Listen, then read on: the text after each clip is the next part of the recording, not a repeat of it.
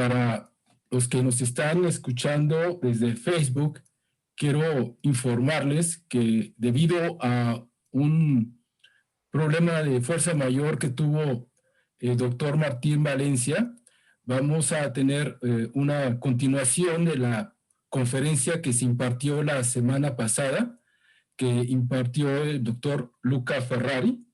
Para los que se conectan por primera vez, quiero presentar al doctor Ferrari en forma muy breve. Él es investigador del Centro de Geociencias de la UNAM. Durante un poco más de 25 años ha trabajado intensamente en los asuntos relativos a la actividad magmática y a la estructura tectónica de México. Y el día de hoy nos va a hablar sobre la estructura y evolución tectónica del Golfo de California. El doctor Ferrari es un distinguido académico que también durante algunos semestres ha impartido cátedra en la Facultad de Ingeniería y pues mejor ya no le resto el tiempo que tiene para esta plática.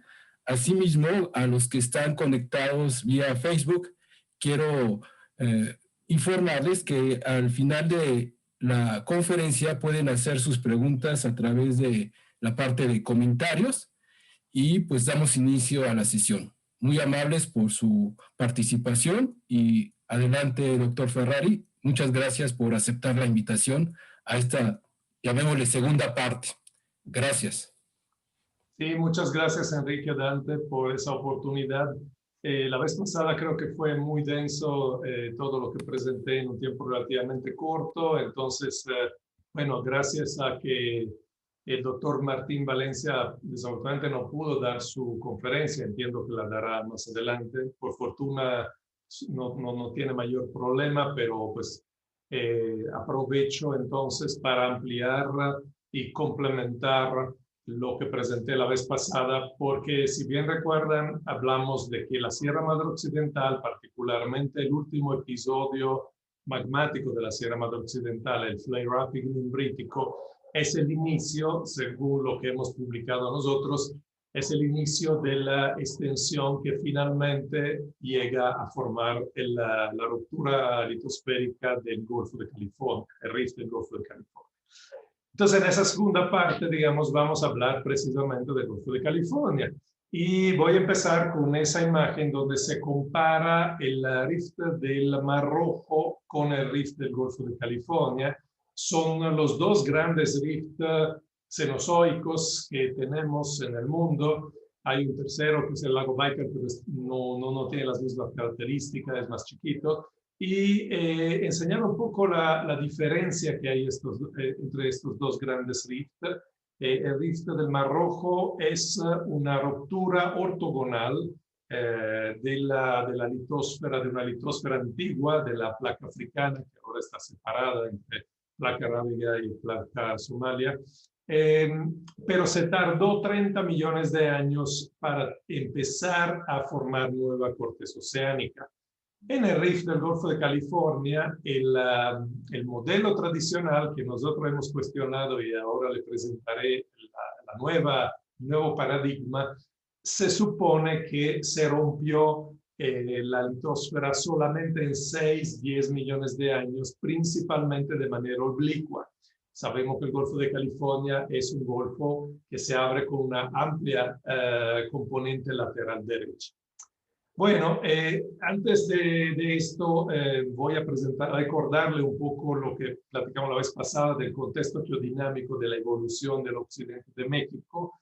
Entonces, recordarle que en el occidente de México, bueno, en el occidente de la placa norteamericana, tenemos un caso bastante especial que no se ha visto muchas veces en la historia de la tectónica de placas, donde pasamos de un margen convergente a un margen divergente. Entonces ahí quedan varias preguntas, ¿no? ¿Cómo ocurre esto de cambio de un régimen de subducción a un régimen de divergencia de rift? ¿En cuánto tiempo? ¿Cómo la placa de subducción es sustituida por ascenso astenosférico? Porque en un rift es lo que tenemos, un ascenso astenosférico. Y sobre todo, ¿qué sucede? ¿Cómo se refleja eso en el magmatismo y la tectónica de la placa superior? El magmatismo en la fase final de la subducción todavía se puede considerar de arco.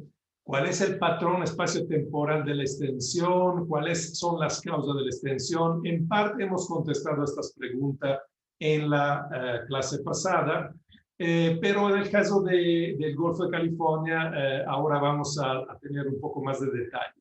El marco geodinámico tradicional es esto. Quizás todos conocen videos de Tanya Water, donde yo y aquí tomé unos snapshots, unas imágenes, pero la reconstrucción de placa indica que a los 40 millones de años la placa Farallón ya se ha consumado en buena medida. Hay una parte muy avanzada de la dorsal del Pacífico Oriental que está muy cercana a la trinchera y que alrededor de 30 millones de años entra en contacto con la trinchera, y de ahí no solo se separa Farallón en dos placas, Juan de Fuca al norte y Cocos al sur, sino que también empieza un límite transcorriente que tiene una componente extensional, entonces de ahí va formándose el rift transtensional del Golfo de California. ¿Okay?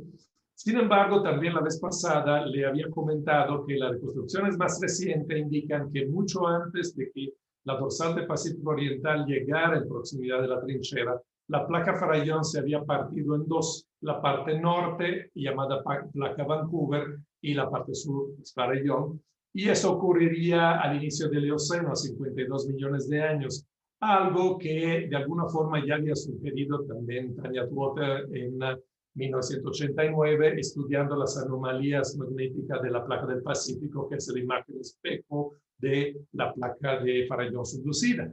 Entonces, la situación, digamos, de transición entre una subducción y un rift empieza probablemente mucho antes. Y como le habíamos comentado, todo lo que es la extensión Basinal Range y el volcanismo explosivo de la Sierra Madre Occidental lo interpretamos nosotros como ya el efecto del ascenso astenosférico creado por una gran slab window.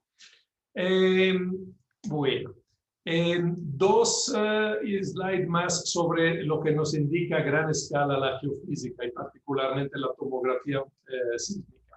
Entonces, si uno ve la tomografía sísmica en un corte a 100 kilómetros de profundidad, Norteamérica se ve así. Toda esta mancha roja indica una zona donde no hay litosfera ni placa subducida, porque son velocidades muy lentas con respecto al modelo de referencia, lo que implica que hay prácticamente astenosfera relativamente somera. Y lo mismo se ve a 70 kilómetros de profundidad. Aquí son tres modelos distintos que, más allá de los detalles pequeños, digamos, enseñan lo mismo. Todo la franja occidental de Norteamérica, incluyendo buena parte de México, tiene una astenosfera muy, muy somera, a 70 kilómetros ya. ¿Okay? Luego le había enseñado esta figura que indica la parte más profunda del manto superior e incluso la zona de transición, digamos, entre 500 y 1300 kilómetros de profundidad. Y todas estas manchas que se ven aquí son anomalías de alta velocidad que indican pedazos de la placa subducida que se encuentran a diferente profundidad en el manto superior y en la zona de transición. Y habíamos visto que varias de estas anomalías por debajo de México representan evidencia de pedazos del slab subducido, de las dos partes del slab subducido que se habían desprendido y estaban hundiéndose en el manto, pero que también hay una amplia zona donde no hay ninguna evidencia de remanente de la subducción que atribuyamos a esta apertura en una slab window por debajo de México. Y por último, le voy a enseñar lo que es la parte más somera. Estas otra vez son diferentes estudios de tomografía sísmica de los primeros 150 kilómetros por debajo de la superficie, entonces lo más reciente, digamos, ¿no? Entonces aquí se ve muy bien, por ejemplo, por debajo del Golfo de California, de Baja California, que hay dos cosas muy distintas. En el centro del Golfo hay varias anomalías que son estas rojas. Lo vemos en estos tres estudios distintos y aquí lo sintetizo yo en esta figura, ¿verdad? Entonces, lo que indica que Por debajo del eje del rift, como debería ser, hay un ascenso astenosférico muy somero. De hecho, donde hay una dorsal, la astenosfera prácticamente llega en superficie. Digamos, bueno, el magma que se crea en la dorsal es producto de la descompresión del manto astenosférico. Pero también por debajo de Baja California se ve, en cambio, estas anomalías de alta velocidad, esta con colores azules, que son la última parte de la subducción, justo antes que se termina la subducción. Pero se puede ver que es un pedazo relativamente pequeño, unos 100, 110 kilómetros, que está pegado ahí por debajo de Baja California. Entonces, esa es la fotografía actual. La geofísica nos da la última fotografía de la película que dura 2 horas. Entonces, ya con la geología vamos a tratar de ver cómo se ha llegado a esta imagen, ¿verdad? Entonces, aquí pueden ver la estructura y la geodinámica del Golfo. Tenemos en la actualidad el límite de placa que pasa aquí a través del Golfo. Es la dorsal Pacífico Oriental. Tenemos todas estas cuencas con grandes fallas transformantes laterales derecha. Incluso, como pueden ver, las dorsales son segmentos bien pequeños y las transformes son muy, muy largas. ¿Por qué? Porque la componente lateral del movimiento entre placa del Pacífico y Norteamérica es mucho mayor que la componente de extensión. Entonces, esto es el movimiento relativo de la placa del Pacífico con respecto a la placa de Norteamérica, y pueden ver que es ligeramente oblicuo con respecto al margen del Golfo, y esto provoca que tengamos una gran transtensión derecha, más transcurrencia que extensión. Brevemente le voy a enseñar cómo está actualmente la situación del rift aquí en la parte norte, la cuenca del Fin, y luego esas 3 cuencas de la parte sur. ¿Ok? La otra cosa que pueden ver aquí es, bueno, la paleotrinchera, acá, las microplacas que quedaron sin subducir, un pedacito de la placa Farallón fragmentado que no logró subducirse, se fusionó con la placa del Pacífico y entonces jaló Baja California hacia el noroeste. Y estos que ven aquí son, estos números son el espesor de la corteza. Le quiero llamar la atención sobre que en el núcleo no deformado de la Sierra Madre Occidental, incluso aquí en norte, tenemos un espesor muy grande de 55 kilómetros de la corteza continental. Aquí en el Vezina Range 40 kilómetros todavía es mucho, pero en la costa tenemos más o menos la mitad, 21, 26, 18, incluso aquí en Nayarit. ¿Ok? Bueno.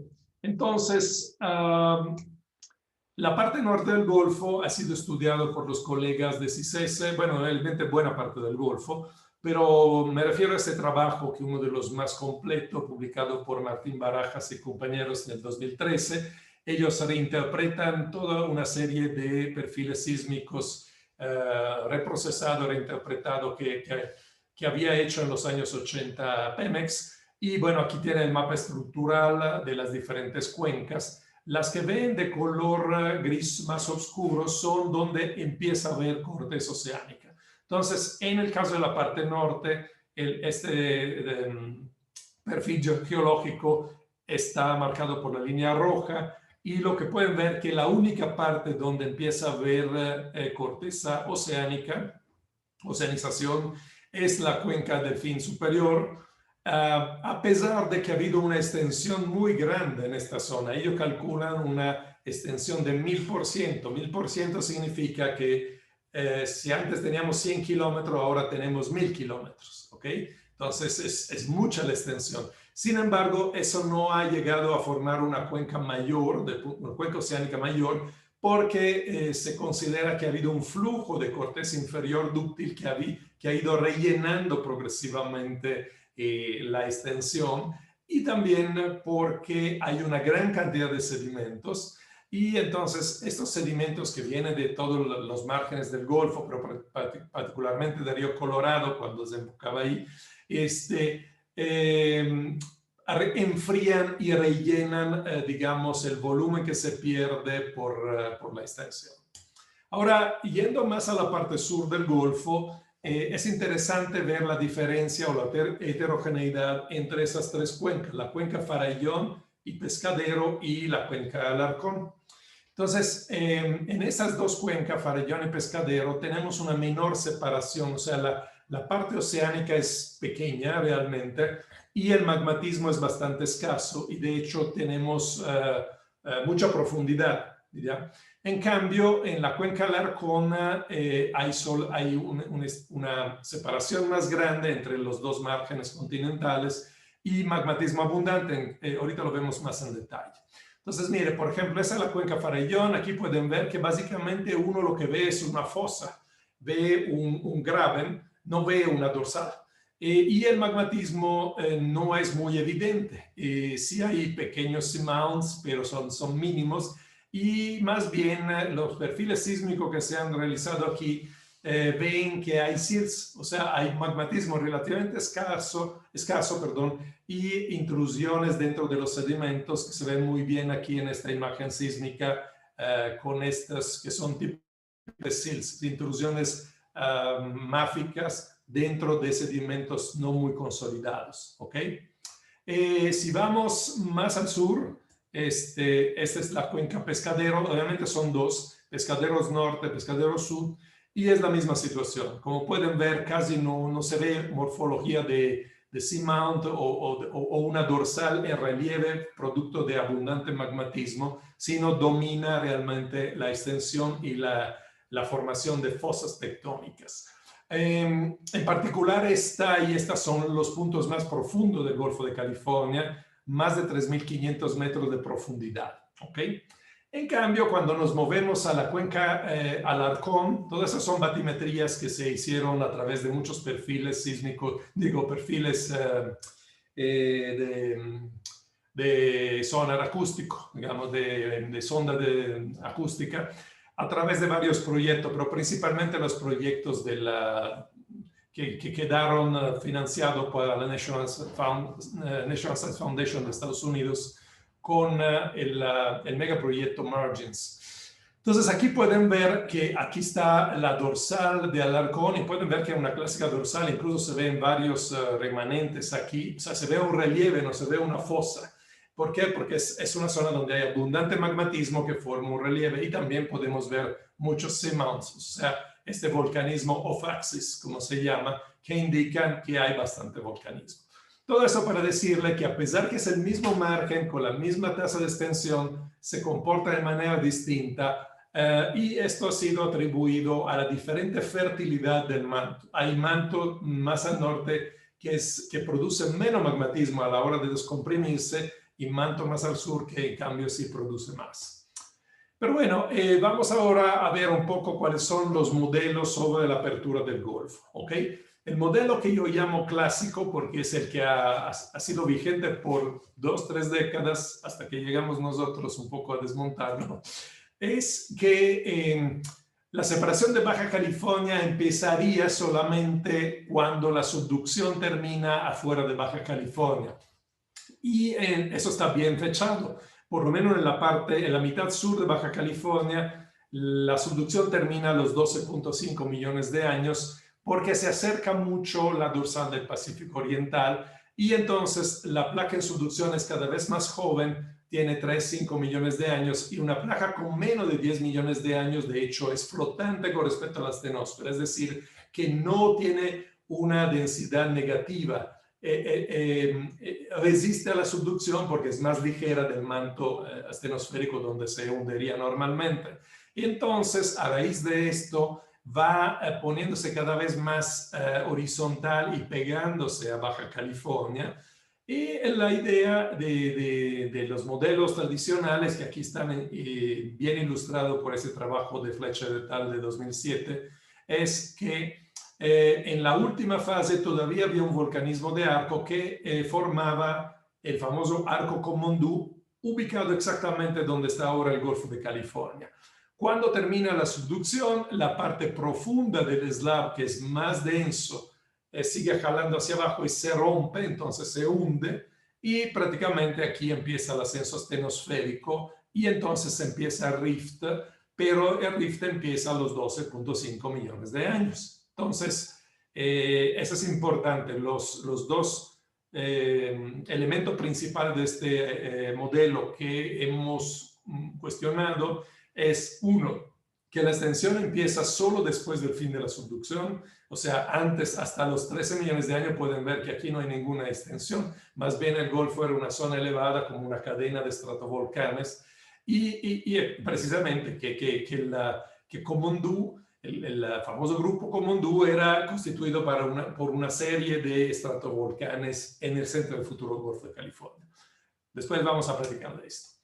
Ahora, hay dos modelos principales antes del nuestro sobre la cinemática de la apertura, ¿verdad? El primer modelo lo hizo Stokes-Hodges en 1989 y ellos dijeron, ok, termina la subducción a los 12.5 millones de años y la extensión y la transcurrencia, porque recuérdense, Baja California se mueve hacia el noroeste junto con la placa del Pacífico, es capturada por la placa del Pacífico. O sea, es una rebanada de Norteamérica que se transfiere a la placa del Pacífico y entonces empieza a moverse con movimiento absoluto de la placa del Pacífico, que es hacia el noroeste. Entonces dice, en una fase inicial entre 12.5 y 6 millones de años, la deformación es particionada. ¿Qué significa? Significa que dentro del Golfo hay extensión ortogonal, porque eso es algo que se observa, que había antes de la transtensión había una deformación extensional ortogonal. Entonces ellos dicen, eso ocurre entre 12 y 6 millones de años, hay extensión ortogonal dentro del Golfo y hay transcurrencia pura afuera del Golfo a lo largo de este sistema que se llama sistema Tosco-Abreojos, que es un sistema efectivamente de falla lateral derecha ya inactivo. Y después ya empieza a haber la transtensión dentro del Golfo, o sea, se desactiva la transcurrencia derecha en el sistema Tosco-Abreojo aquí y toda la deformación es acomodada dentro del Golfo en transtensión, formando estas pequeñas dorsales conectadas por largas fallas transformante derecha. Ese es el modelo. Luego, Fletcher y compañeros en el 2007 proponen un diferente timing, digamos, una diferente temporalidad de la deformación. Y ellos dicen, no, desde el principio, desde que termina la subducción, empieza la transtensión. Sí hay transcurrencia aquí afuera a lo largo de Tosco-Abreojo, pero también hay transtensión dentro del Golfo. Eso lo dicen por dos razones, porque ya vieron que había falla lateral derecha dentro del Golfo antes de los 6 millones de años que decían Stokes-Hodges, pero también porque determinan que el desplazamiento lateral aquí a lo largo del sistema Tosco-Abreojo es mucho menos de lo que habían planteado Stokes-Hodges. Ellos lo hacen a través de la correlación del abanico Magdalena, que es esto que fue recortado por el sistema Tosco-Abreojo. ¿Okay? Bueno, aquí empiezan un poco los problemas. Si uno cierra el Golfo a través del sistema transtensional, o sea, los 300 kilómetros a lo largo de las fallas transformantes, todavía quedan 250 kilómetros entre la escarpa principal del Golfo, es decir, el sistema de fallas normales que limita la parte extendida de Baja California, porque esta parte no está extendida, y el núcleo no deformado de la Sierra Madre Occidental. O sea, todos estos 250 kilómetros es el protogolfo, es la extensión ortogonal. ¿Ok?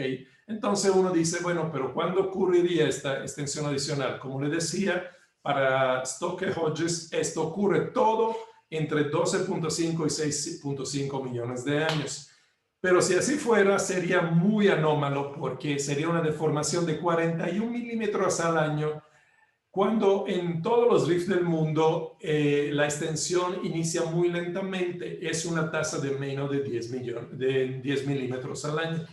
¿Okay? Entonces aquí está un poco el problema de que no hay bastante tiempo para dar toda esta deformación extensional.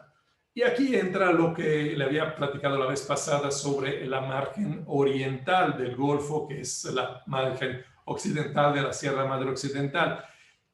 Nosotros hemos documentado en 39 sitios, ya sea a través de nuestra investigación o interpretando lo que dicen trabajos geológicos ahí, que en todos estos sitios ha habido una extensión más o menos ortogonal al Golfo antes del término de la subducción, o sea, previo a los 12 millones de años.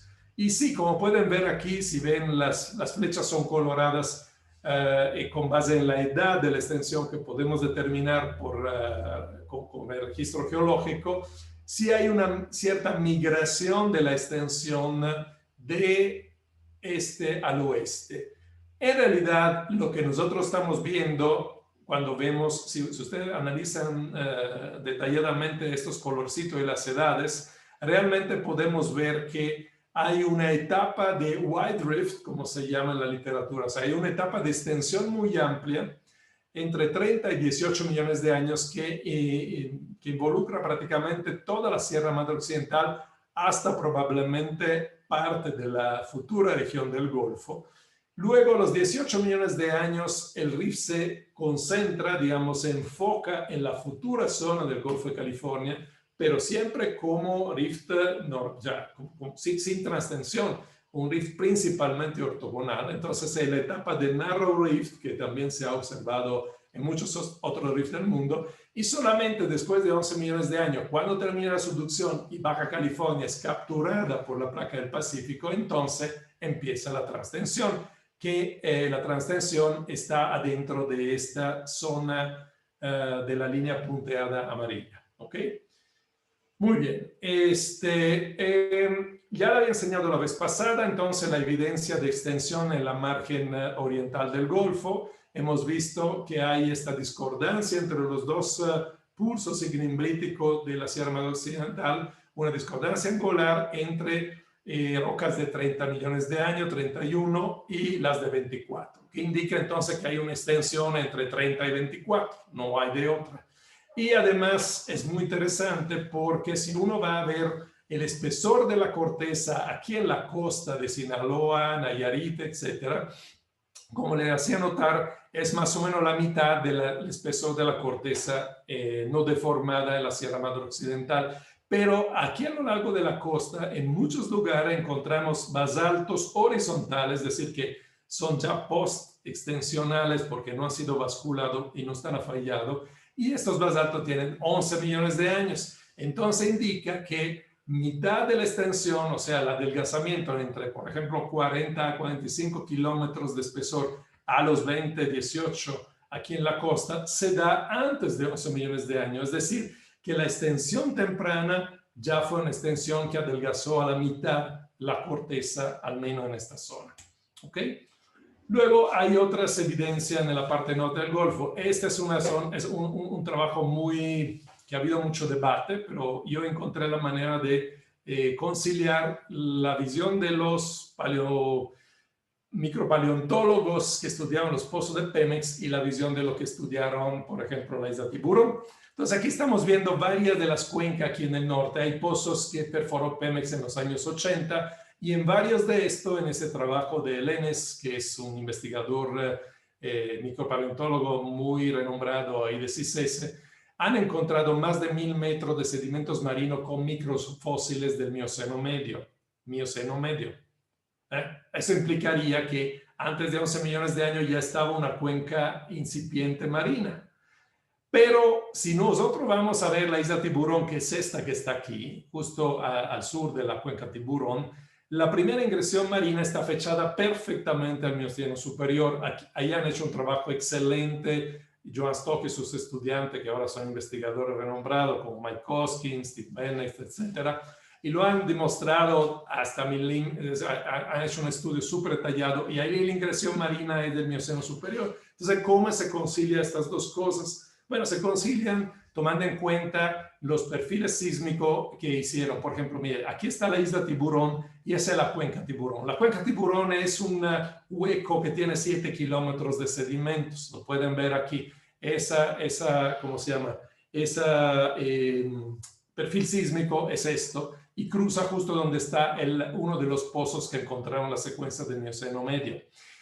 Si ustedes se fijan, ese es un trabajo otra vez de Martín Barajas y compañero, y ese es un trabajo de Mario González también, de toda la gente de CICESE.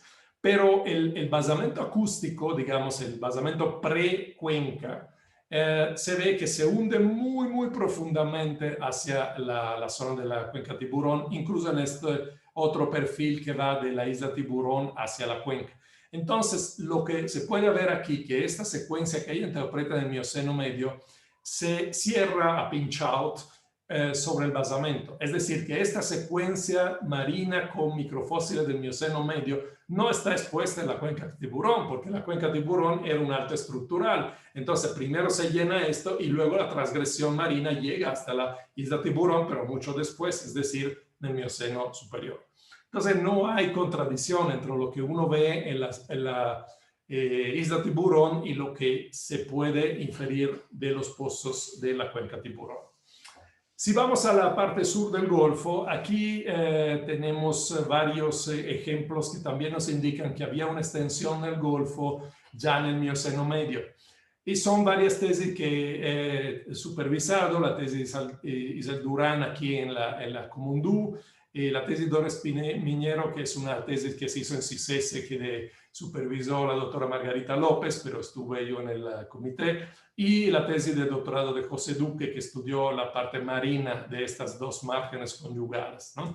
Entonces, en particular en la tesis de José Duque, que se publicó en 2015, tuvimos la gran oportunidad única, diría yo, de hacer un crucero de un mes con un robot. No era nuestro, evidentemente, era un proyecto financiado por el CONACYT de Estados Unidos, la National Science Foundation, liderado por el doctor Peter Lonsdale, que una tarde, un día me llamó y yo no lo conocía solo por la literatura y dice, hi, I'm Peter Lonsdale, I want to... O sea, me invitó a mí a participar en el crucero y fue una ocasión única porque no, es el único crucero que se ha podido hacer en el Golfo de California con un robot capaz de muestrear pedazos de cualquier punto de los bloques hundidos y entonces con un control estratigráfico perfecto, porque cuando hacemos los dragados no tenemos ningún control. Entonces, gracias a este proyecto se pudo reconstruir la estratigrafía de todos los escarpes de los bloques hundidos dentro del Golfo. Y aquí lo interesante es que encontramos muestras del Cretácico tardío, o sea, dentro del Golfo, donde debería existir los estratovolcanos sumergidos de la Comondú, en realidad encontramos principalmente plutones de lo que le había dicho la vez pasada, del batolito peninsular o de los batolitos de Sinaloa, Nayarit, etc. Y principalmente plutones muy someros del Mioceno temprano y del Mioceno medio. Casi no hay rocas del Paleoceno, Oligoceno, prácticamente no hay nada. Y bueno, lo interesante aquí es que hicimos termocronología, o sea, fechamos Zircón, que tiene una temperatura de cierre de más de 900 grados, Horblenda, que tiene una temperatura de cierre de 500 grados, Biotita 300, 350 y Feldespato, que es 200, hasta un poco menos. Y entonces ahí podemos calcular más o menos qué tan rápido se enfriaban estos plutones. Y lo que vemos es que los plutones del Cretácico tardío se tardaron mucho tiempo en enfriar. Era una tasa de enfriamiento de entre 50 y 130 grados por millones de años, pero los del Mioceno temprano y particularmente el medio se enfriaron muy rápidamente. Ahora, hay que decir que también son plutones relativamente someros, pero aún así, para que sean someros se necesita que haya extensión. Ahora, la tasa de enfriamiento rápido normalmente se da por esas dos razones, o porque son muy someros o porque hay una extensión y entonces en el momento que se emplazan son rápidamente exhumados a la superficie. Pensamos que se debe a ambas cosas, pero es una prueba indirecta que a los 18, 15 millones de años el Golfo ya se estaba abriendo aquí, antes del término de la subducción, ¿ok? Y luego, bueno, vamos a ver ahora cómo podemos interpretar el volcanismo del grupo Comondú que aflora aquí en Baja California, ¿no? Para empezar, le quiero enseñar que que el Golfo es bastante asimétrico, pueden ver aquí. Aquí está la costa de Sinaloa, entonces desde la Sierra Madre Occidental que está aquí, luego tenemos una amplísima zona, una planicie costera y una plataforma muy ancha. aquí está el actual límite de placa. En cambio, del otro lado, hacia la Baja California, hay muchos bloques basculados afallados que están expuestos. Los que están de este lado, evidentemente, están sepultados en esa planicie costera, pero que el límite de placa está más movido hacia Baja California. Y entonces aquí regresamos un momento al concepto del Grupo Comondú como un arco. De hecho, muchos tienen todavía la idea del arco Comondú. Y es porque pues, en la literatura se ha presentado así, ¿no? Con esas figuras como una cadena de estratovolcanos andesíticos que están en la costa de Baja California y estaban adentro del futuro Golfo de California, ¿verdad? Entonces, así es como lo ilustra aquí Fletcher. Bueno, esa es simplemente una figura, no es que estudió Comondú, pero digamos una figura que refleja la literatura. Y quien ha estudiado más la zona en Baja California es Humhofer y su grupo, y ellos plantean que el arco va moviéndose progresivamente de este a oeste, que llega finalmente en Baja California en el Mioceno medio, más o menos. Bueno, aquí hay un problema inicial, porque si uno va a ver la construcción, por ejemplo, a los 16 millones de años, la de Australia del Pacífico Oriental era demasiado ya cercana a la trinchera, como para que la placa pudiera generar volcanismo. La placa en subducción en toda esta zona tenía 3 millones de años, cuando mucho 5, y placas que tienen menos de 10 millones de años no solo son flotantes, sino son muy delgadas y muy calientes. Entonces se deshidrata mucho antes de llegar a 100 kilómetros de profundidad, que es donde los fluidos pueden, subiendo, disminuir el punto de fusión de la cuña del manto y provocar volcanismo de arco. Realmente se ha visto en todos los casos del mundo que cuando una placa es muy joven, o no hay volcanismo, o hay un volcanismo muy escaso con características adaquíticas. Entonces, es muy difícil pensar que ese tipo de subducción de placa tan joven pueda crear una cadena de estratovolcanes como las que vemos ahorita, no sé, en Centroamérica o incluso la faja volcánica transmexicana. Luego uno va a ver el famoso Grupo Comondú y aquí ve que es una cosa un poco distinta de lo que normalmente uno se esperaría de un arco volcánico.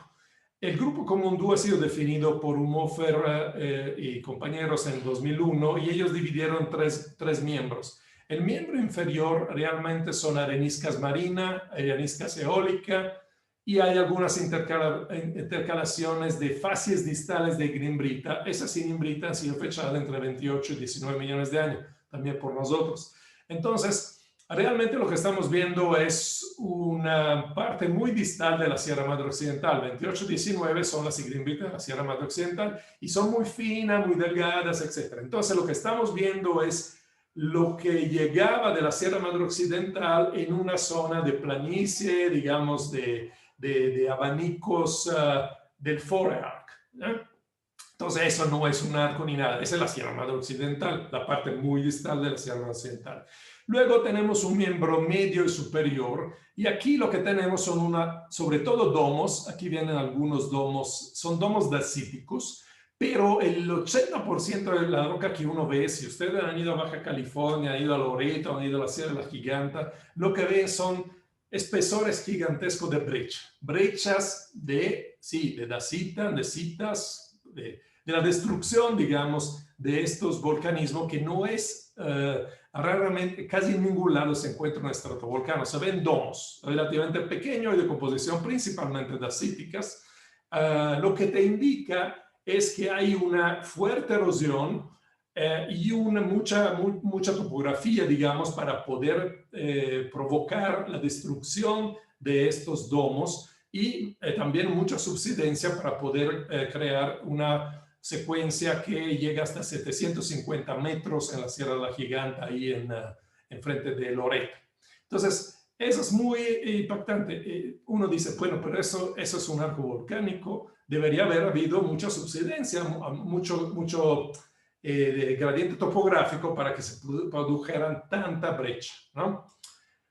Entonces, la otra cosa que empezamos a notar es esta. Ese es el mapa geológico reinterpretado y basado en la tesis de maestría que hizo mi estudiante Isaac Durán.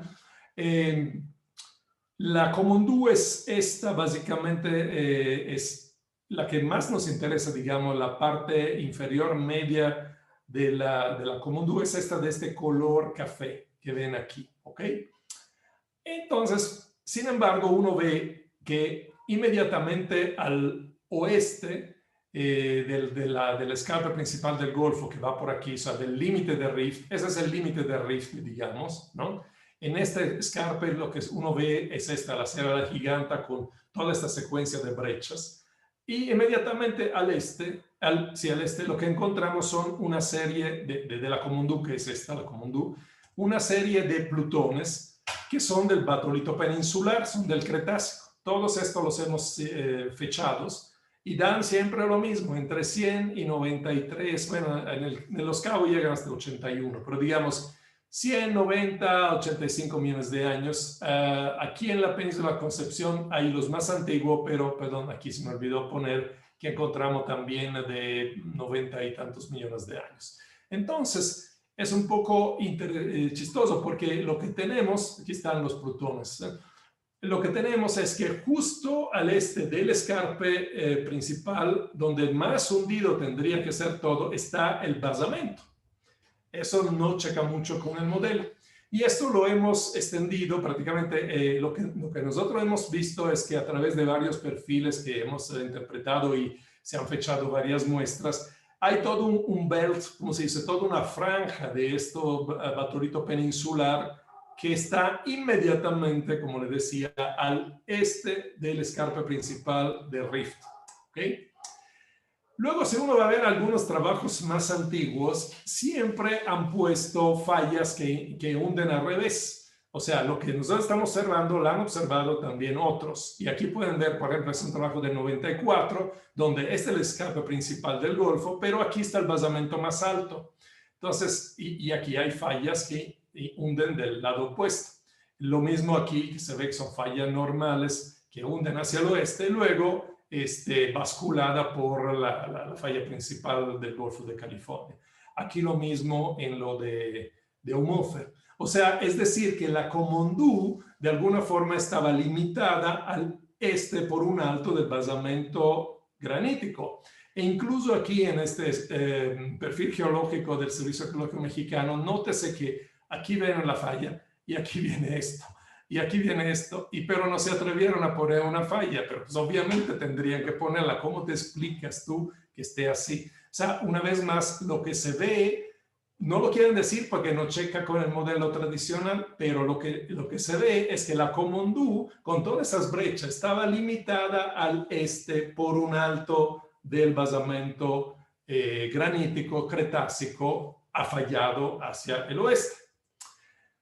Aquí podemos ver el volcanismo local, o sea, entre 19 y 17 millones de años, justamente ahí a lo largo de esta zona muy, digamos, del margen de la Komondú, el límite de la Komondú con el alto del basamento granítico, que es esto, se emplazan una serie de domos, más justo en la zona de falla. Domos con diques gigantescos, son muy bien expuestos en la zona de Loreto, pero a lo largo de toda esta zona. Aquí estamos viendo, sí, Loreto está básicamente por acá. Y estos domos lo hemos fechado y todos dan siempre lo mismo, 19, 17 millones de años, son muy homogéneos, todos tienen megacristales de hornblenda, etcétera, etcétera. ¿Ok? Y luego hemos hecho un análisis de los circones detríticos, de las areniscas y de los sedimentos dentro que acompañan la Komondú. Y lo más interesante es esto. En el miembro inferior hay un pico muy grande, como pueden ver, de circones detríticos del batolito peninsular de entre 100 y 80 millones de años. Y ese pico se mantiene en el miembro intermedio de 19 millones de años y, y hasta en la arenisca de 17 millones de años, pero cada vez menos. Lo que aumenta aquí es el volcanismo local, o sea, ese pico es el pico del volcanismo ya en Baja California. Pero lo que quiere decir esto es que tenemos evidencias geológicas y evidencia, digamos, de la procedencia de circones que indican, una vez más, que al este de la Komondú estaba un alto del basamento granítico de batolitos peninsulares. Entonces, ese es el modelo tradicional. ¿no? No hay extensión antes de los 13 millones de años, 12.5, y la Komondú estaría aquí y sería la erosión de un alto, no de basamento, sino, el basamento está aquí, de un alto volcánico del Mioceno inferior, de esos stratovolcanes fantásticos que se han postulado. El problema es que cuando empieza la extensión, entonces tendríamos esta situación y entonces no podríamos explicar por qué aquí hay un alto del basamento granítico, porque el basamento granítico tendría que estar mucho más abajo, no tendría que aflorar, y en cambio aflora en las islas y aflora en todo el Golfo. Entonces nosotros tenemos un modelo alternativo. El modelo alternativo es que la Komondú se deposita en una cuenca extensional previa a los 13 millones de años. Ya desde los 19 millones de años se forma una cuenca con una falla que hunde hacia el occidente, ¿sí? Y ahí se emplazan esos domos, pero por la extensión van siendo erosionados y forman toda esa secuencia de brechas tan grande. Y luego, cuando empieza la segunda fase del Golfo con la ruptura y la formación del escarpe principal del Golfo, más o menos la misma posición, esto se levanta por el rebote isostático, cosa que siempre ocurre en todos los rifts al inicio. Cuando se forma el rift, los hombros del rift se levantan, ¿sí? Están de acuerdo, ¿no? Vayan a ver el rift de África. Entonces se hace esto. Y entonces esta que vemos ahora, la Sierra de la Giganta, es la cuenca del semigrave de la Komondú invertida tectónicamente. Ese es nuestro modelo.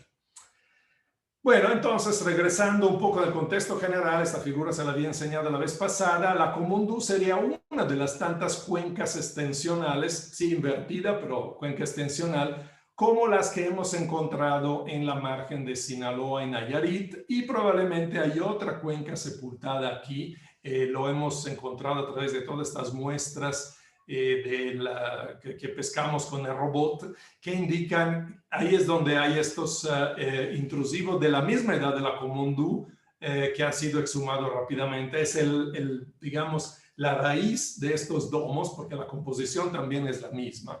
Y posiblemente la margen conyugada sea la cuenca de San Blas, que es una cuenca sepultada donde hay evidencia de que podría ser incluso del Mioceno inferior, pero ahorita habría que interpretar bien los datos del pozo que hicieron ahí en Pemex. Entonces, esa es nuestra reconstrucción. O sea, la formación Komondú, el grupo Komondú, no es un arco, sino es volcanismo extensional, al igual que encontramos en estas cuencas, al igual de lo que está en la formación Baucarit en Sonora. Las cuencas de la formación Baucarit están aquí y son cuencas igualitas que la Komondú. Limitada por falla, con domos principalmente, cosas de composición dacítica, montones de brechas porque se están abriendo, etcétera. Y ustedes pueden ver que en esta reconstrucción que hacemos es todo parte de lo mismo. Todas son una zona donde ha habido extensión importante entre ya, digamos, al final del Oligoceno y antes del término de la subducción en el Mioceno medio. Entonces, una zona ya muy adelgazada. Le decía que el adelgazamiento puede ser del 100%, o sea, ya se había adelgazado a la mitad. Y entonces, ya cuando la Baja California es capturada por la placa Farallón, obviamente en transtensión se rompe muy rápidamente, ahora sí, a lo largo de una zona previamente debilitada por la extensión ortogonal. La reconstrucción que hicimos nosotros del movimiento de Baja California es esta, la publicamos en el 2013.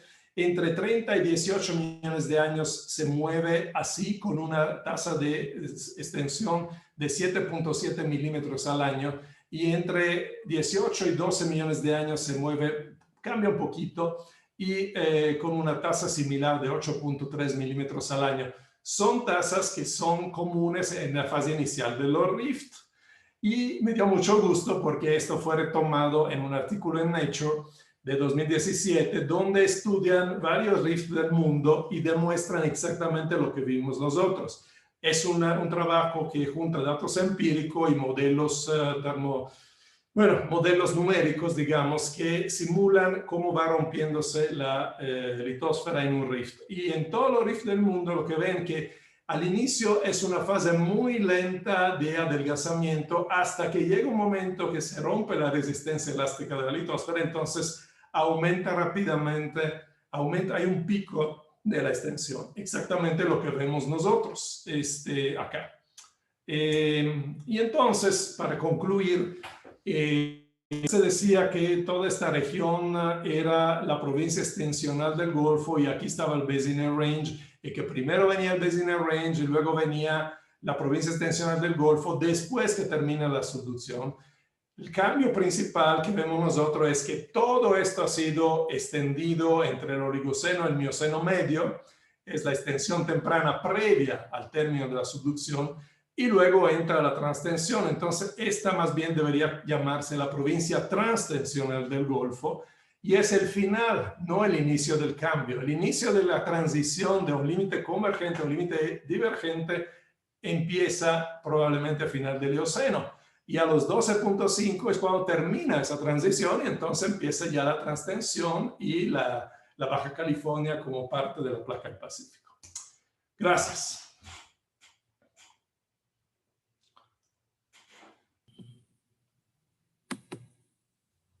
Bueno, pues muchísimas gracias por la excelente presentación y procedemos a nuestra sesión de preguntas. Primero daremos oportunidad a los chicos que están conectados en la clase si alguien tiene alguna duda. Y no estamos haciendo nada. Yo creo que sí hay que intentar de pecho. ¿Alguien más? Para darles la respuesta. Sí, yo creo que perdón. ¿Qué pasó? Opino y luego les... Se está metiendo el sonido de otra plática, pero ya Ok. Sí, entonces, déjame explicar si no está levantando nadie la mano. Todavía no. José Manuel. Pero sí hay una pregunta. Yo veo una mano ahí de José Manuel Sí, Gutiérrez. José Manuel Gutiérrez. Adelante, José Manuel. Hola, buenas noches. Disculpe, doctor. Con el proceso de transtensión, ¿comienza ya la formación de dorsales y la producción de corteza oceánica en el Golfo?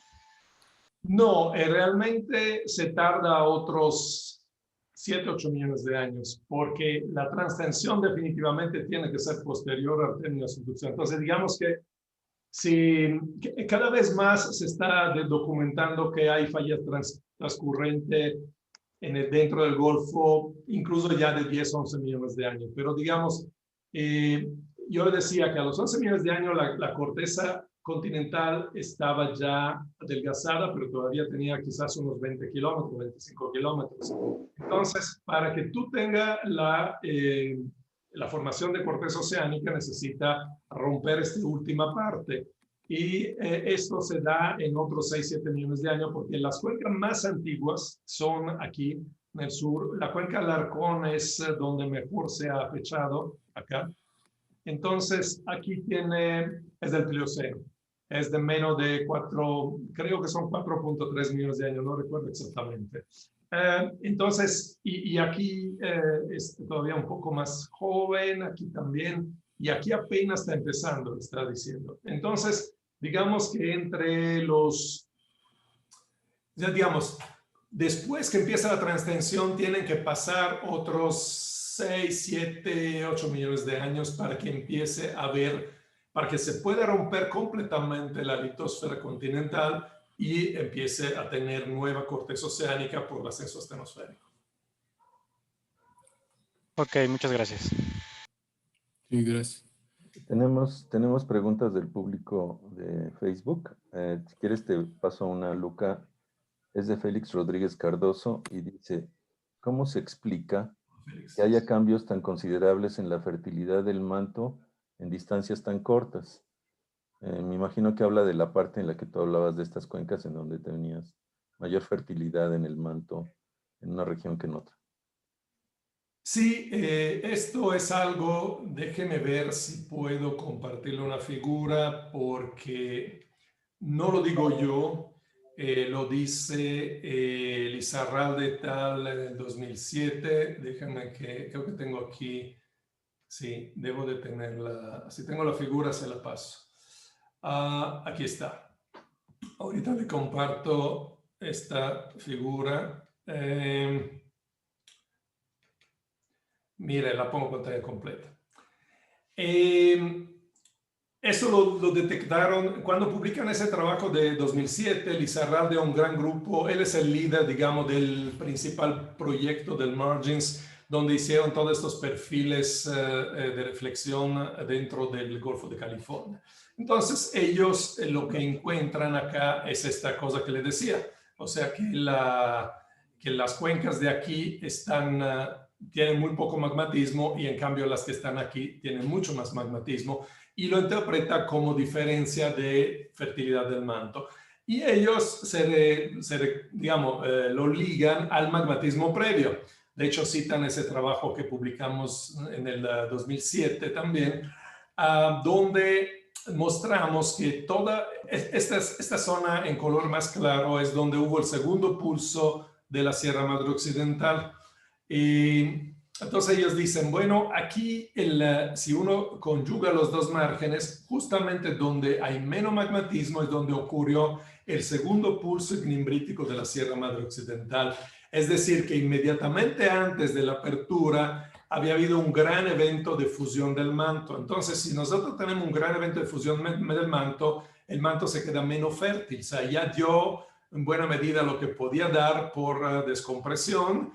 Entonces, en esta parte hay menos, porcentaje, menos magmatismo que en la parte sur, que es aquí entre Los Cabos y el bloque Jalisco, donde aquí no hay este volcanismo. En el bloque Jalisco, en el bloque de Los Cabos, el último magmatismo es del Cretácico y, bueno, hay algo del Eoceno aquí en el bloque Jalisco, pero solo la parte norte. Realmente aquí no hubo este segundo evento importante de la Sierra Madre Occidental. Ellos lo explican así. Yo no tengo una explicación mejor, pero evidentemente tiene que ser algo por el estilo, porque la tasa de separación es la misma. Entonces, la tasa de descompresión del manto debe ser muy similar, pero lo que puede cambiar es la composición y en eso la fertilidad del manto. Un manto que tiene 100 millones de años, 90 millones de años, sin tener evento de descompresión, aunque haya tenido subducción, ¿sí? Es más fértil de uno que se acaba de descompresionar. Esa es la explicación que dan ellos.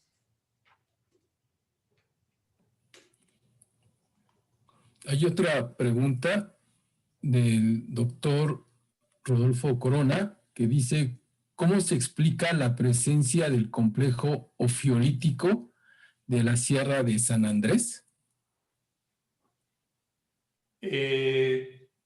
La verdad es que no conozco. No sé si se refiere a las islas que están aquí afuera de Baja California. San Andrés, no será... Ay, perdón. Sí, esta parte, perdón, Rodolfo, pero yo no soy experto de esto, pero hay cosas que se han interpretado como fiolita, en particular aquí en la península de Vizcaíno hay un complejo fiolita, bueno, lo que se interpreta como corteza oceánica, etcétera, pero esos son jurásicos, si bien recuerdo, o sea, son remanentes de la historia antigua. Yo ahí sí no me meto, yo nunca he pasado, nunca me he bajado más que el Cretácico, y ahí sí ya es suficiente que me haya metido en tantas cosas. Pero sí creo que se refiere a estas islas donde hay rocas ofiolíticas, pero que son mucho más antiguas. Tienen que estar relacionadas con la historia de subducción antigua. Pues. Muy bien. Tengo una pregunta del Facebook, Enrique, si quieres. Sí, adelante, adelante. Porque Melissa ya levantó la mano.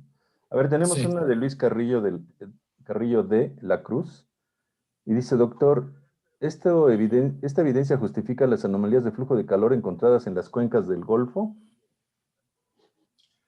Bueno, evidentemente alrededor del Golfo, dentro del Golfo obviamente hay una anomalía enorme, pero también alrededor del Golfo, en Baja California, hay muchas manifestaciones termales que están asociadas a esto. Consideren que Baja California tiene, en el punto más grueso tendrá probablemente 28 kilómetros de espesor, 30 cuando mucho, y luego se adelgaza muy rápidamente, tanto hacia la paleotrinchera como hacia el Golfo.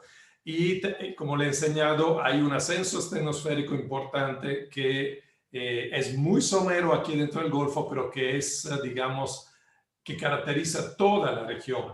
Incluso en la Sierra Madre Occidental hay mucho termalismo.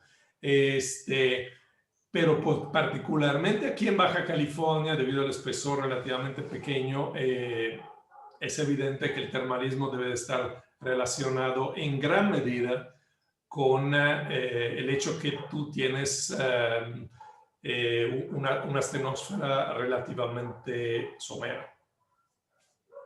Muy bien.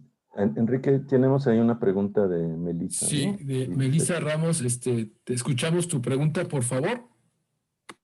Buenas tardes, doctor. No sé si me escuchan, ¿ya? Sí. Sí, pero sí, bueno, ok, muy bajo, pero sí te escucho. Okay. Se escucha muy bajo. Quisiera saber si el modelo que ustedes proponen entonces compensa estos 250 kilómetros que la tasa de extensión no daba para hacer la deformación tan rápida. Sí, definitivamente. O sea, tenemos básicamente de 29 a 12 millones de años para, que es el periodo donde se abren todas estas cuencas que están aquí, las que hemos estudiado en la Sierra Madre Occidental, pero también después en la Comondú. O sea, tenemos un periodo bastante amplio de 18 millones de años, al menos 17, 16, para adelgazar lentamente y abrir digamos, de manera ortogonal el protogolfo. Es lo que pongo acá, de 30, 18, 18, 12, ¿verdad? Entonces, el problema de los modelos anteriores es que todo el mundo había identificado el famoso protogolfo, o sea, la extensión ortogonal a 250 kilómetros, pero lo tenían que comprimir en un tiempo muy corto, porque si todo empieza después que termina la subducción a los 12 millones de años, tenía muy poco tiempo para crear toda esta extensión ortogonal y luego la transtensión, o en el modelo de Fletcher, las dos cosas al mismo tiempo. En ambos casos, la tasa de deformación es muy rápida y no es lo que se ve en los rifts a nivel mundial. Por eso te mencionaba también ese trabajo, léanla, es muy interesante. El trabajo de Brun et al. De 2017 en Nature, Abrupt Plate Acceleration, Shape Rift, Continental Margins, que dice que que en todos los rifts del mundo lo que ellos ven es que al inicio es muy lento, muy lento, muy lento, y llega un momento que hay una aceleración abrupta. Y el Golfo de California no es una excepción. Correcto. Hay otras preguntas del auditorio, perdón. Nos pregunta Sergio Rodríguez. Dice, los complejos de rift siempre se asocian con rocas alcalinas. ¿Cuál es el porcentaje de rocas alcalinas en esta zona?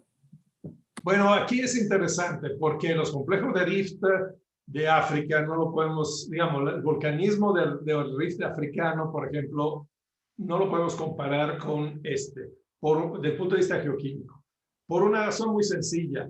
No ha habido subducción alrededor de África desde el Precámbrico, probablemente, o no sé, incluso, digamos. Entonces, el manto que está por debajo de un rift intracontinental como lo de, bueno, digamos, intracratónico, como el rift de Río Baikal o el rift del África Oriental, es obvio que no puede tener absolutamente ninguna influencia de los fluidos de la subducción. Pero aquí estamos hablando de un margen de un continente donde ha habido subducción desde el Jurásico. Entonces, el manto tiene una composición distinta, independientemente que tú lo fundas por fusión, por adición de fluido de la subducción, o que lo funda por extensión, la composición no cambia de la noche a la mañana. O sea, el manto superior no es una licuadora donde inmediatamente se homogeneiza todo. O sea, las anomalías del manto pueden, desde el punto de vista geoquímico, pueden durar 100 millones de años o más aún. Y entonces es un poco difícil esperar que inmediatamente cambie la composición. Aún así, sí hay volcanismo distinto. O sea, el volcanismo después del término de la subducción, sobre todo cuando se rompe la placa abajo, el detachment de la parte profunda, y asciende a astenosfera, sí hay magmatismo alcalino de tipo astenosférico, eso lo hay, pero también coexiste con cosas medio raras de de fusión de la corteza, cosas adaquíticas e incluso, recuérdense, en Baja California hay volcanes, hay estratovolcanes calcoalcalinos cuaternarios.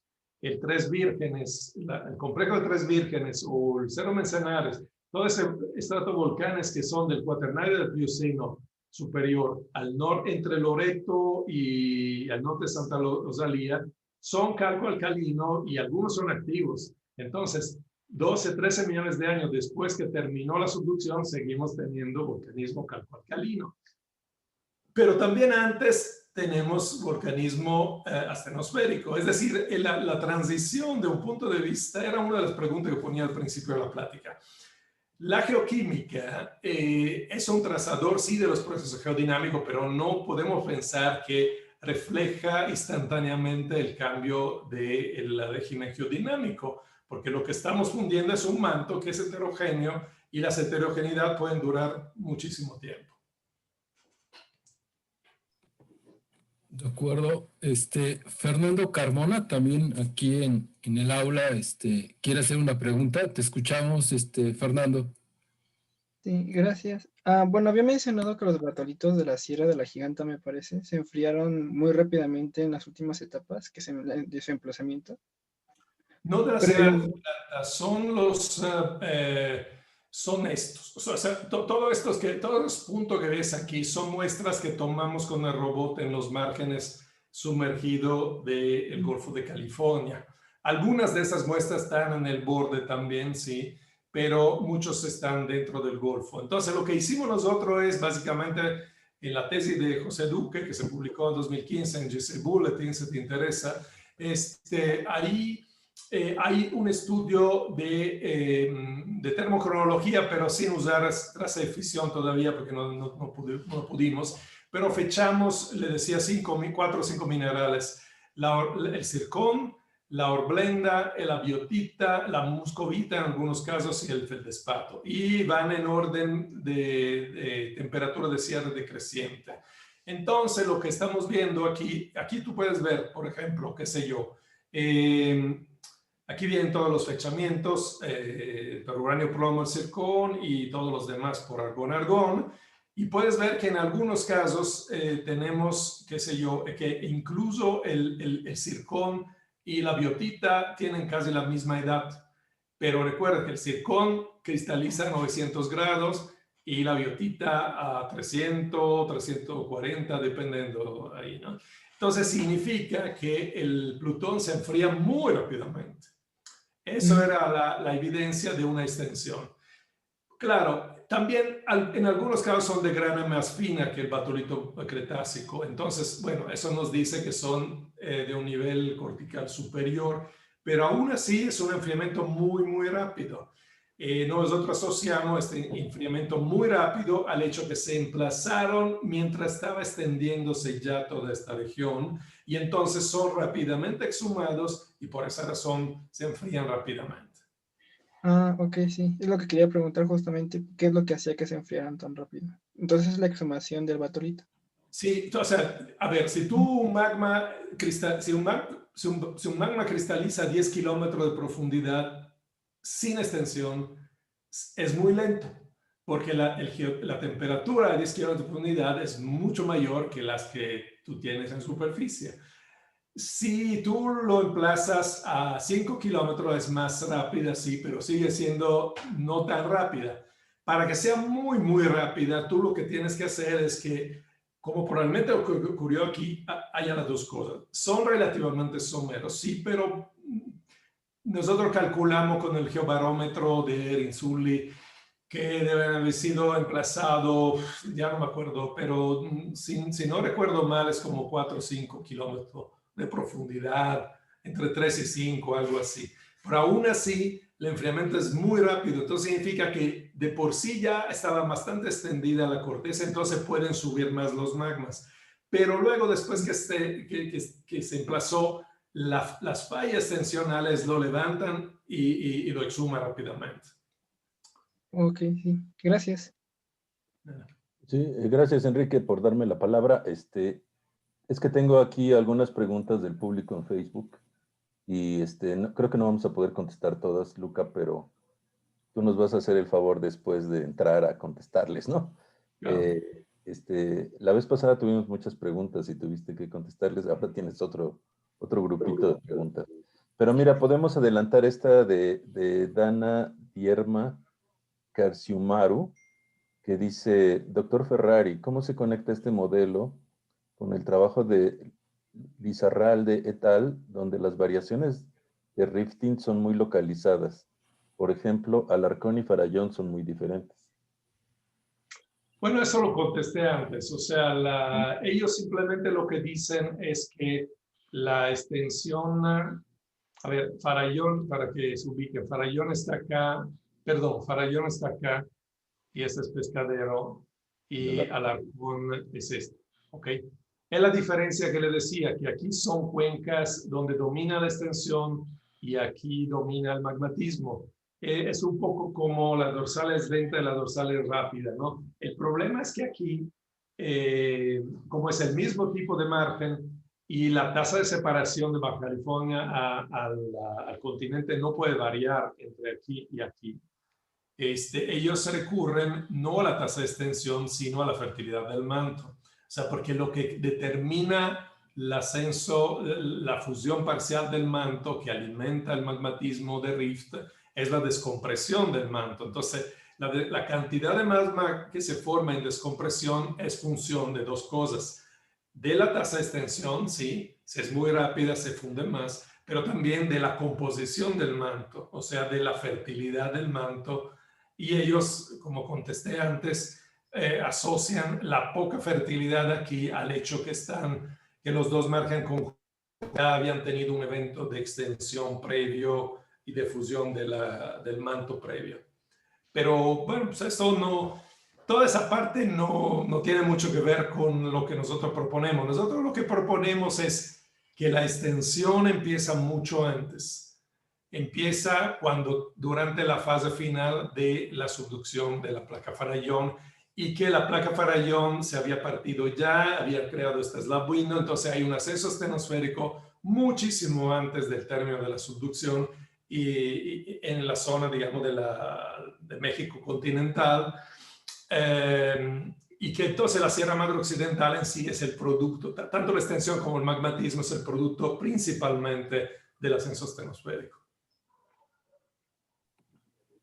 Hay todavía un alumno que tenía una pregunta, ¿no, Enrique?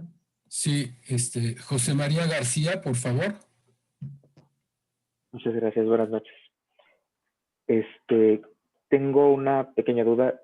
Si el modelo propuesto, este modelo que estamos viendo, es capaz de predecir el futuro movimiento de la península de Baja California, es decir, dónde va a terminar en unos millones de años. No, mi modelo tiene que ver con la historia más antigua. O sea, cómo se está moviendo Baja California está bien constreñido por los GPS. O sea, hay estación GPS en Baja California y hay varios trabajos que han salido en los últimos años que indican que Baja California, déjame ver si incluso te puedo enseñar una figura, es que voy a compartirle otra vez otra presentación. Sí, no. Chin, ya la cerré. Un segundo, ahorita te lo enseño. Pero lo que te quiero decir es que el movimiento futuro de Baja California está bien conocidos. Aquí viene, espérame. Aquí. Share screen. Ok. Aquí hay los datos GPS, lo que indican es que Baja California se está moviendo con respecto a la placa de Norteamérica hacia el noroeste. Sin embargo, no se está moviendo exactamente como la placa del Pacífico. O sea, entre la placa del Pacífico y la placa, déjenme ver aquí, y la placa de Norteamérica, hay un 10% de diferencia entre el movimiento de la placa del Pacífico con Norteamérica y el movimiento de Baja California con respecto a Norteamérica. Es decir, que Baja California es una microplaca dal punto de vista, digamos, del campo de velocidades medido por GPS. No se mueve exactamente, no es solidal, no se mueve exactamente como si fuera un pedazo de la placa del Pacífico. Eso implica que debe haber un poco de movimiento todavía entre la placa del Pacífico y Baja California. Y esto ha sido demostrado, por ejemplo, por estos trabajos de John Fletcher, donde estudiaron esta zona, que es la terminación sur del sistema Tosco-Breojo. El sistema Tosco-Breojo se consideraba que era inactivo desde 6 millones de años, pero ellos encontraron que hay deformación activa en el cuaternario, justamente en el margen occidental de Baja California. Entonces eso, digamos, se concilia con los datos de GPS que dicen que la Baja California se mueve un poco más rápido hacia el noroeste de lo que se está moviendo Baja California. Evidentemente es muy poco comparado con lo que se está moviendo con respecto a Norteamérica. Pero bueno, ahí la predicción es que se seguirá moviendo hacia el noroeste hasta que llegue a chocar con la Aleutiana o con Alaska, no sé. Pero falta todavía. Todavía podemos ir a la playa un buen rato. Muchas gracias. Por ahí leí que habían descubierto una placa antigua, creo que la llamaron Resurrection, que estaba por Alaska. Sí, pero bueno, esa es otra historia. No, hay muchas placas. A ver, estudiando el registro de las anomalías magnéticas de la placa del Pacífico, se han podido reconstruir todas las fragmentaciones de placas, etc. Pero bueno, esa es otra historia. Está muy lejos. Muchas gracias, doctor. De nada. Bueno, pues vamos a concluir nuestra sesión de preguntas. Las demás, en la medida de lo posible, le solicitamos al doctor Luca Ferrari que gradualmente vaya respondiendo. Parece que hay varias. Vamos a concluir.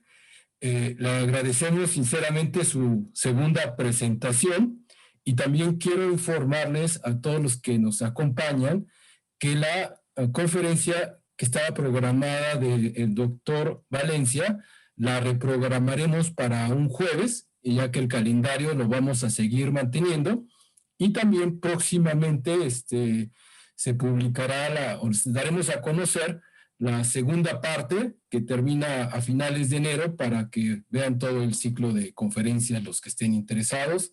Pues al doctor Ferrari, muchísimas gracias por la presentación, fue muy didáctica. Si bien es cierto que abundante en información, ahora creo que para todos nuestros alumnos y el público pues fue un poco una información un poco más sencilla de pensar y repensar. No sé si el doctor Dante Morán quiera comentar algo antes de despedir la sesión. No, solamente dar las gracias a Luca por este esfuerzo, dar 2 pláticas excelentes las 2, y espero que queden ahí preservadas por mucho tiempo para que todos los estudiantes del país y los profesionales de la geología las puedan ver. Muchísimas gracias, Luca. Te invitaremos pronto a dar otra plática. Sí, muchas gracias a ustedes. Gracias por toda la atención a esto. Hasta luego. Hasta luego. Hasta luego a todos.